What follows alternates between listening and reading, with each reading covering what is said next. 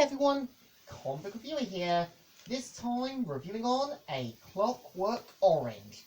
Now, as you know, A Clockwork Orange is a 1971 dystopian crime film that was adapted, produced and directed by Stanley Kubrick, which was meant to be based on Anthony Burgess's novel from 1962.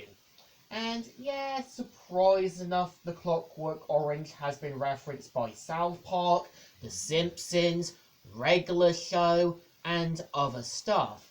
So the premise of the film is meant to take place in a futuristic Britain, where we see how Alex DeLarge, who is the leader of his gang called the Drogs, who are basically a group of young ruffians, sort of violent, psychopathic nutjobs, and we kind of see how Alex keeps his gang on a tight leash and treat them more like henchmen than friends, where we have Georgie, Dim, and Pete, who basically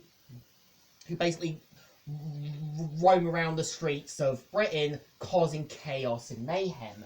And we do kind of see how, yeah, Alex's parents do seem annoyed with his sort of narcissistic, violent behaviour. And we do kind of see how, yeah, Alex keeps jewelries and other things as prizes and a pet snake as his sort of companion. And we do kind of also see how, yeah, Alex is also into classical music, showing that, well, he's a violent psychopath. He pretty much loves the sort of feel of a classical song. And we do kind of see how, yeah, Georgie, Dim, and Pete basically trick him into robbing a wealthy cat lady's house, and as soon as something goes wrong, we see how Alex is left by them and is sentenced to prison. And here, we do kind of see how Alex tries to find a way to get out of prison, and we do kind of see how, yeah, after 2 years into his sentence, he pretty much finds a way to get taken in by the minister's new sort of technique, a sort of therapy that kind of helps rehabilitate criminals. And as soon as it happens, Alex becomes a different man. And throughout the end of the film, we do see how, yeah, once he's back on the streets, everyone who knew Alex doesn't want anything to do with him. And this is where we see now, yeah, Alex is pretty much a shell of his former self.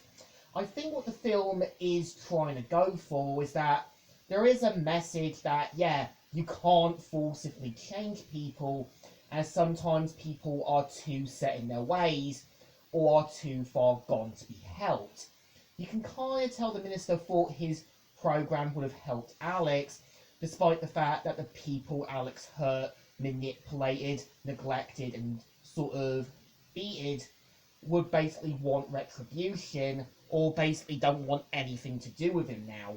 And yeah, you do kind of see how, even before the treatment, Alex was kind of this manipulative, kind of narcissistic psychopath who enjoys the sort of torture of others and even has imageries of what he wants. And I think the point of him reading the Bible and imagine him being like this Roman warrior is meant to have him feel like he could be something as a golden god. And it's sort of implied near the end of the film that the treatments eventually wore off, because during when Alex has a dream of doing something with a woman in front of a appalling crowd, it basically has him saying, "I was killed alright," and it gives you the hint that, yeah, the treatments eventually wore off and that Alex is now back to his old self, leaving the message that you can't forcibly change people, and sometimes people aren't always going to be helped, but it's not too late to offer them advice and support before they go off the deep end. And I think Malcolm McDowell really knows how to play this arrogant, violent, and kind of psychopath who knows how to get what he wants. I know there are differences from the novel that changes from the film, but I think really I can understand why I think Stanley Kubrick wanted to change some things in not trying to kind of get the film too much banned. And I know the film was inspired by copycat acts, and that, yeah, the film was withdrawn from British cinemas and banned in several other countries. But I think the film does work as a bit of a cautionary tale about not throwing your beliefs, ideals, and trying to forcibly change people, but offering to help them in baby steps, as well as offering to help them before it's too late. As, yeah, you can't always fix everyone, and sometimes people are too far gone to be helped to kind of get the help they need. But I think the film still deserves 2 thumbs ups. It's an enjoyable masterpiece, and I think it's a film that I think definitely earned its sort of respect. So, Comic Reviewer here, signing out.